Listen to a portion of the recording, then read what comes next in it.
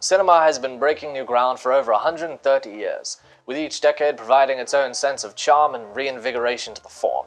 However, many modern audience members will steer past the old classics in favor of something that feels fast and cutting edge. So, if you're looking for a way to step into the past and still feel the comfortable sense of familiarity and brisk pace, here is a list of 4 old classics that still feel modern.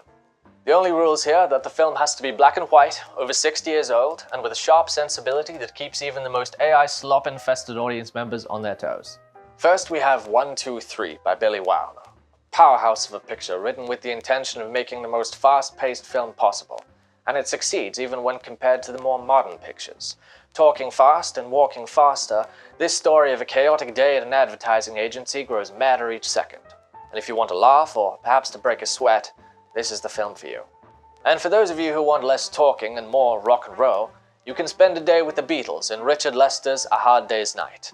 88 minutes of pure nonsense with 4 of the most charming lads that England raised, this picture will have you charmed by its wit, livened by its pace, and ready to dance to some tunes.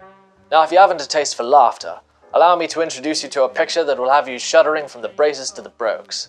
The Night of the Hunter by Charles Laughton is the darkest of modern fables, like stepping into the mind of a young, haunted child with all their imagination and their helplessness.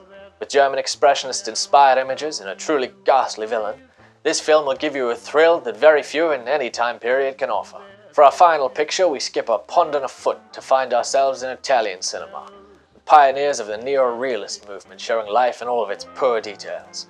However, this film takes that form into a much more dreamlike direction. 8½ by Federico Fellini tells a simple story of a successful director starting his next motion picture, but tells it in such an abstract way that your mind takes a backseat while your heart interprets the story. A true testament to the form and one of the finest pieces of cinema that we have to offer. I certainly hope that as I see you off, you have a keen eye for the classics.